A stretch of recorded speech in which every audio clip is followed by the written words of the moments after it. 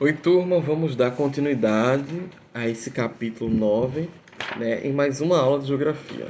Então, nós vamos abrir o livro na página 121, tá? Para dar continuidade aí. Nós estávamos falando na última aula sobre regionalizações, né?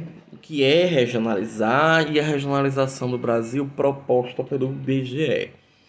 Agora a gente vai conhecer outra regionalização. Na página 121 tem assim: domínios morfoclimáticos do Brasil. É uma forma de regionalizar também. Isso é uma regionalização proposta por um geógrafo chamado Aziz Absaber, e ele regionalizou a partir de domínios morfoclimáticos. O que é isso? A partir de formas de relevo, né? Morfo significa forma e climático a partir de clima. Então ele juntou clima, relevo, vegetação, solo, e aí foi identificando o que é mais parecido no nosso país e criou os domínios morfoclimáticos. Existem regionalizações de estrutura geológica do Brasil, de relevo, de biomas, são diversas. Essa talvez, a de Aziz Absaber, seja mais famosa dentro da geografia, que vocês acabam também estudando, tá?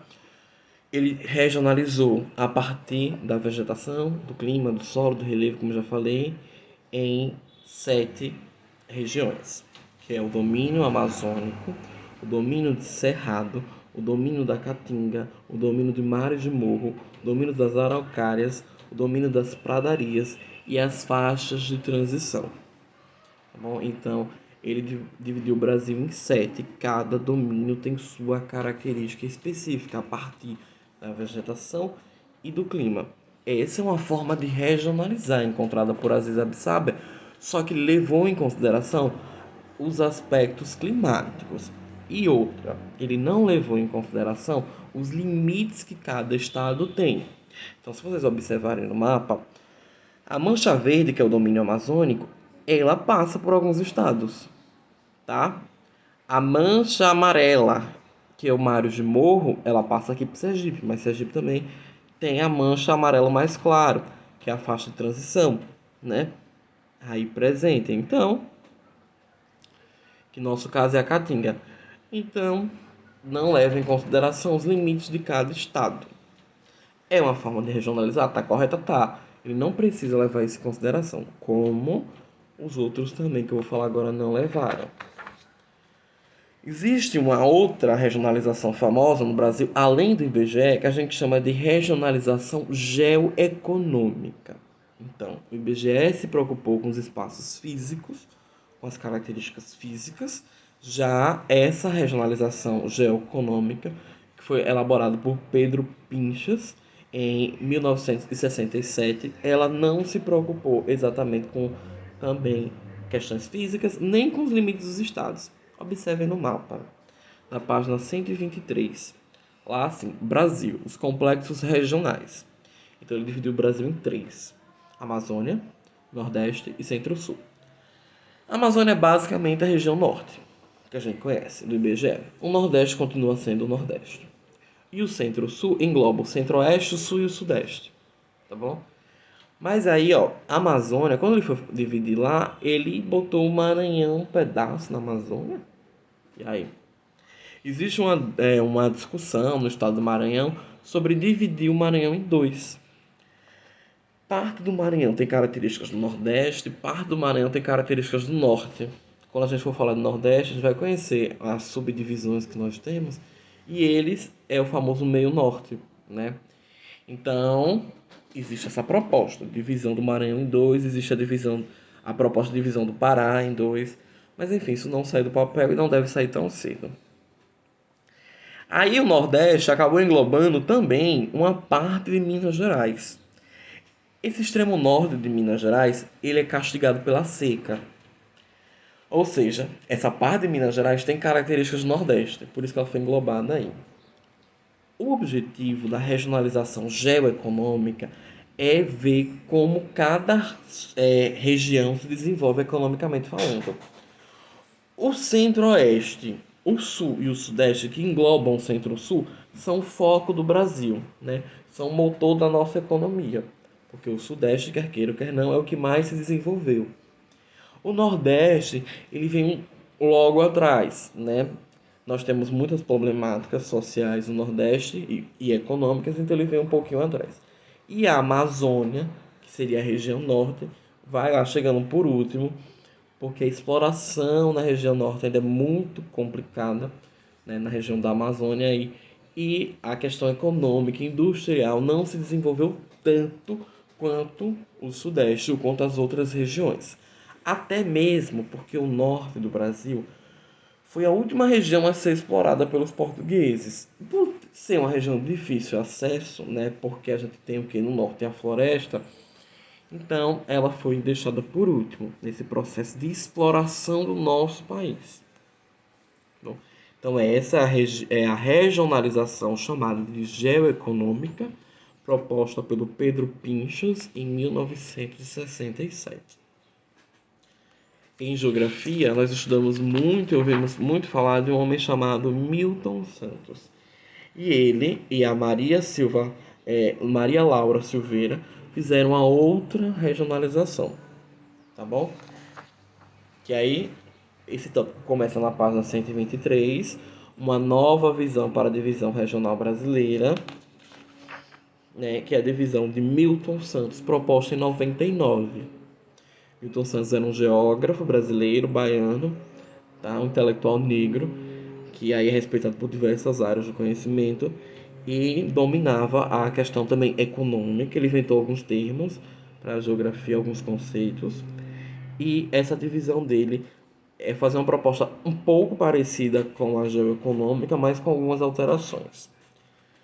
Por exemplo, na página 124, vocês conseguem observar o mapa. Existe uma divisão chamada Amazônia, Nordeste, Centro-Oeste concentrada. Então essa é a grande diferença, essa região chamada concentrada, que é o Sudeste, tá? Basicamente o Sul e o Sudeste. Milton Santos pensou no nome região concentrada porque existia uma grande concentração populacional, industrial e de investimentos nessa região, tá bom?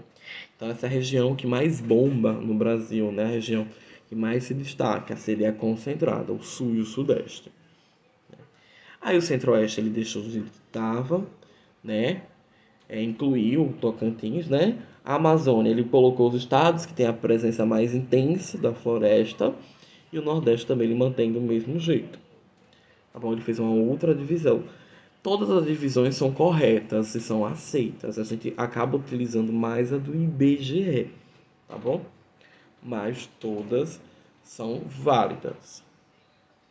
Hamilton Santos nos alertou para a região concentrada, onde há realmente a grande concentração no Sudeste. Então isso precisava mudar um pouco, o cenário precisava mudar um pouco. Ele começou a mudar a partir dos anos 70, tá? Quando foram criadas empresas que objetivavam desenvolver cada região, fora o Sudeste. Então o foco estava muito no Sudeste e aí começou um processo de desenvolver outras regiões, principalmente o Norte e o Nordeste. Aqui no Nordeste a gente ganhou a Sudene, né, que hoje a gente chama de Adene, e ela foi responsável pelo investimento de industrialização. A gente consegue observar isso na nossa própria cidade, Aracaju. Nos anos 70, ela ganhou o Distrito Industrial de Aracaju, tá? Uma região focada para a concentração de indústria. O dia, né, ali onde tem o terminal, era só focado para a indústria. Então ali não deveria existir habitação, por exemplo, era só para ter indústria.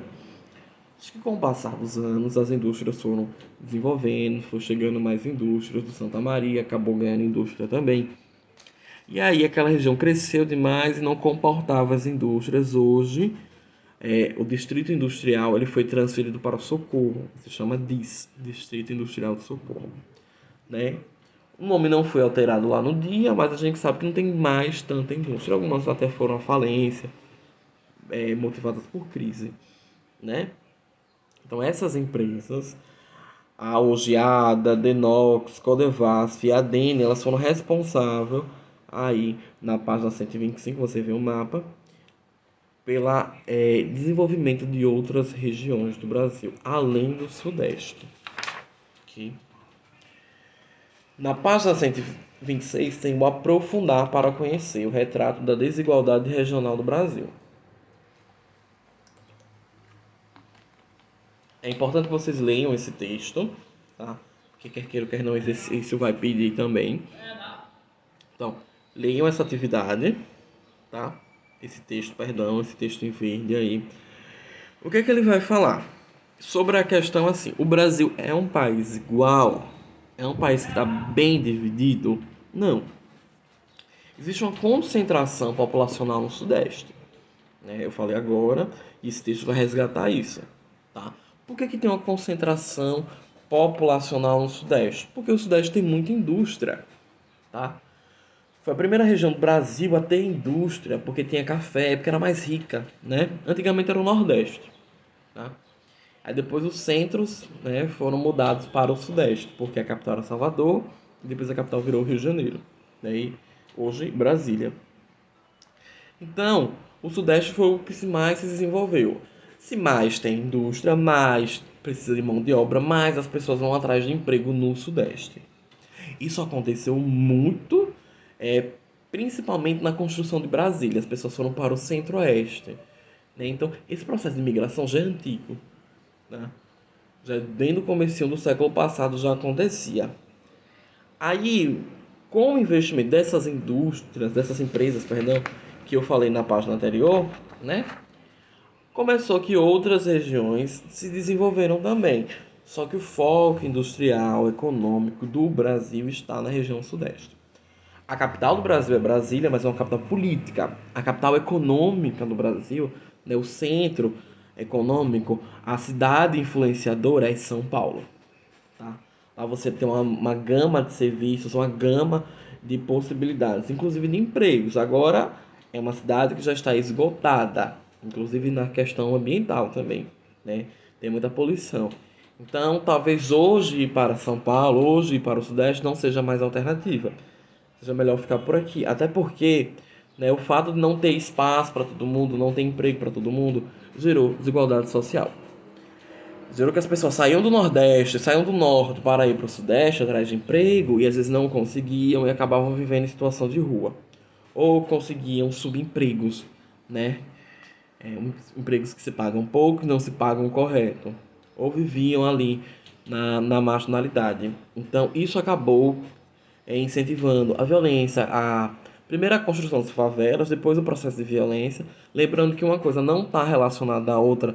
Tipo, não é porque é uma favela que a população deve ser violenta, né? Mas a favelização acabou gerando, sim, um alto número de violência, porque as pessoas não tinham acesso à educação, não tinham acesso à saúde e não tinham acesso a bons empregos, tá? Então é comum que haja uma revolta e começa aí o processo de intensa violência nessas regiões. Mas a favela não significa violência. Um fator acabou gerando o outro por desorganização e por falta de investimento dos governantes. Tá? As favelas começaram a crescer de forma desordenada, principalmente no Sudeste, de forma irregular e ilegal, inclusive. E os governantes não tomaram nenhuma atitude para que isso fosse freado ou para regularizar essas favelas. Hoje a gente vê que Aracaju também tem suas favelas, né? E a gente vê que não tem saneamento básico, que não tem uma escola, que não tem como uma ambulância chegar, que não tem como um carro de polícia entrar. Então esses são problemas urbanos que devem ser solucionados pelos governantes. E, infelizmente a gente sabe que por N motivos eles não tomam as atitudes.